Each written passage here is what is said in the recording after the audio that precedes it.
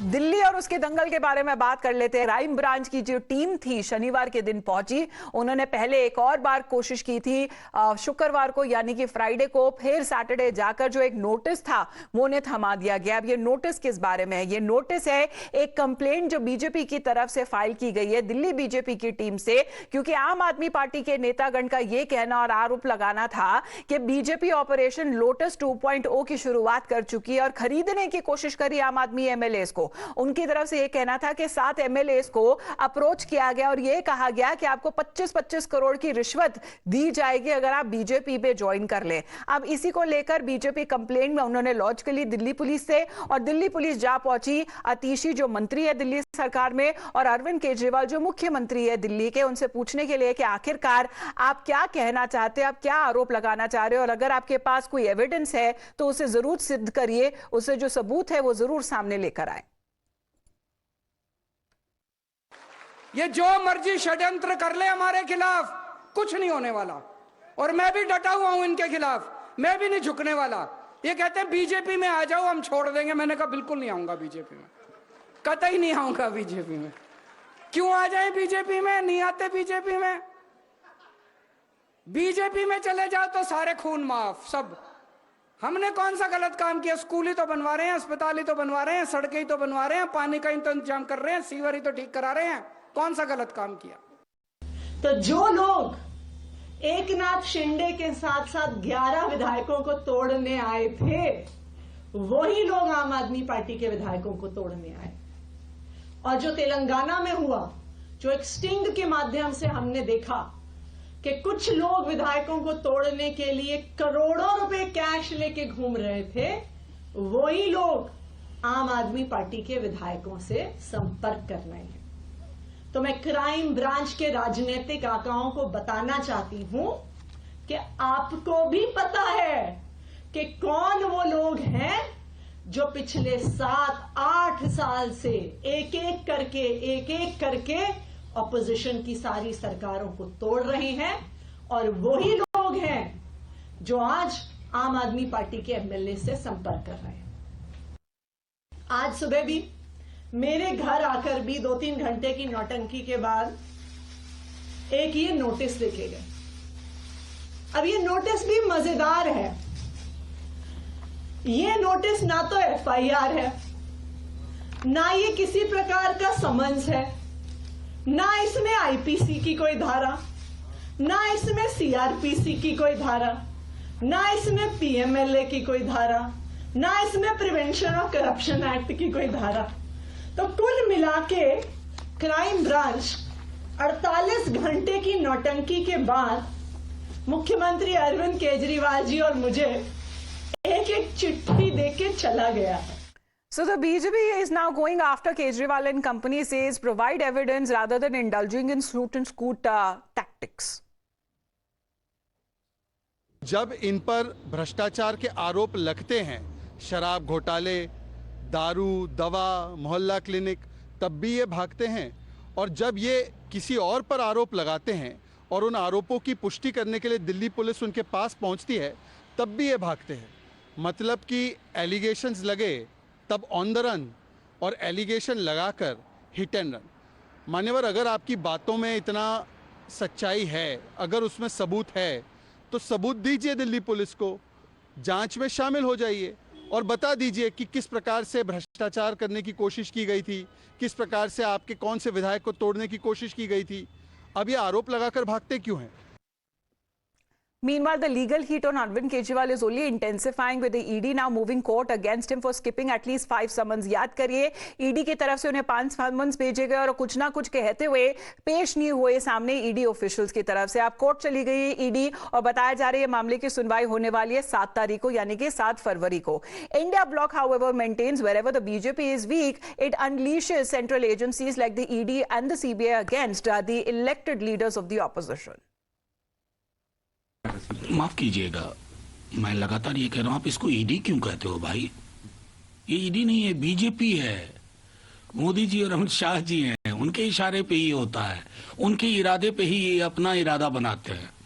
आप एक भी राज्य बता दीजिए जहां विपक्ष मजबूत हो और उस पर ईडी या आईटी या सीबीआई या तीनों का शिकंजा कसने की कोशिश को दबिश बनाने की कोशिश ना हो।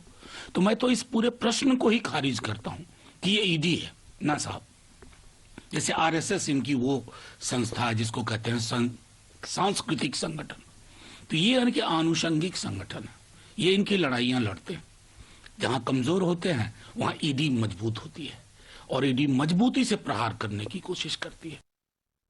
पैसा से एमएलए एमपी किनना ये बीजेपी का धर्म है। वो हिंदू धर्म उसका धर्म नहीं है, सत्ता धर्म उसका धर्म है। और सत्ता में जाने के लिए जितना पाप, जितना अन्याय, जितना गंदे काम करना, बीजेपी उससे पारी नहीं है। ये सबको देख रहा है।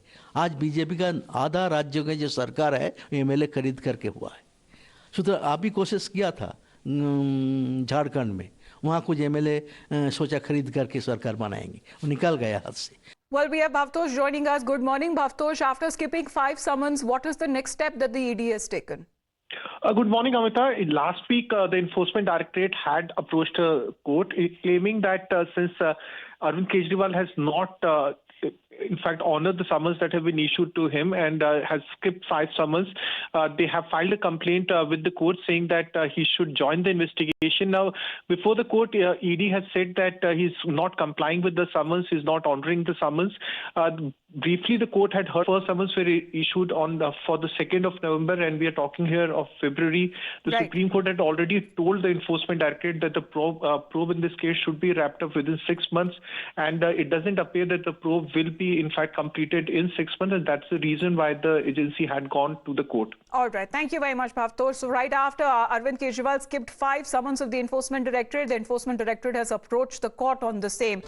दिल्ली और उसके दंगल के बारे में बात कर लेते हैं। क्राइम ब्रांच की जो टीम थी शनिवार के दिन पहुंची। उन्होंने पहले एक और बार कोशिश की थी शुक्रवार को, यानी कि फ्राइडे को, फिर सैटरडे जाकर जो एक नोटिस था वो उन्हें थमा दिया गया। अब ये नोटिस किस बारे में है? ये नोटिस है एक कंप्लेंट जो बीजेपी की तरफ से फाइल की गई है दिल्ली बीजेपी की टीम से, क्योंकि आम आदमी पार्टी के नेतागण का ये कहना और आरोप लगाना था कि बीजेपी ऑपरेशन लोटस 2.0 की शुरुआत कर चुकी है और खरीदने की कोशिश करी आम आदमी एमएलएस को। उनकी तरफ से ये कहना था कि 7 एमएलएस को अप्रोच किया गया और ये कहा गया कि आपको 25-25 करोड़ की रिश्वत दी जाएगी अगर आप बीजेपी पे ज्वाइन कर ले। अब इसी को लेकर बीजेपी कंप्लेंट में उन्होंने लॉन्च कर ली दिल्ली पुलिस से, और दिल्ली पुलिस जा पहुंची अतीशी जो मंत्री है दिल्ली सरकार में और अरविंद केजरीवाल जो मुख्यमंत्री है दिल्ली के, उनसे पूछने के लिए कि आखिरकार आप क्या कहना चाहते हैं, आप क्या आरोप लगाना चाह रहे हो, और अगर आपके पास कोई एविडेंस है तो उसे जरूर सिद्ध करिए, उसे जो सबूत है वो जरूर सामने लेकर आए।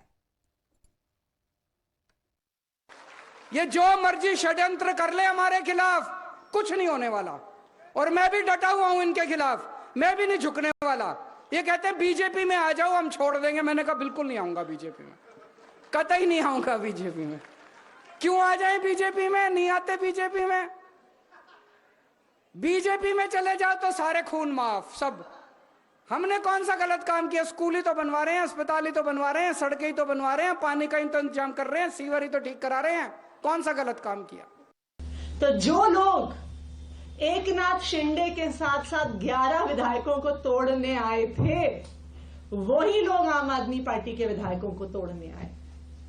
और जो तेलंगाना में हुआ, जो एक स्टिंग के माध्यम से हमने देखा कि कुछ लोग विधायकों को तोड़ने के लिए करोड़ों रुपए कैश लेके घूम रहे थे, वही लोग आम आदमी पार्टी के विधायकों से संपर्क कर रहे हैं। तो मैं क्राइम ब्रांच के राजनीतिक आकाओं को बताना चाहती हूं कि आपको भी पता है कि कौन वो लोग हैं जो पिछले 7-8 साल से एक एक करके ऑपोजिशन की सारी सरकारों को तोड़ रहे हैं, और वही लोग हैं जो आज आम आदमी पार्टी के एमएलए से संपर्क कर रहे हैं। आज सुबह भी मेरे घर आकर भी 2-3 घंटे की नौटंकी के बाद एक ये नोटिस लिखे गए।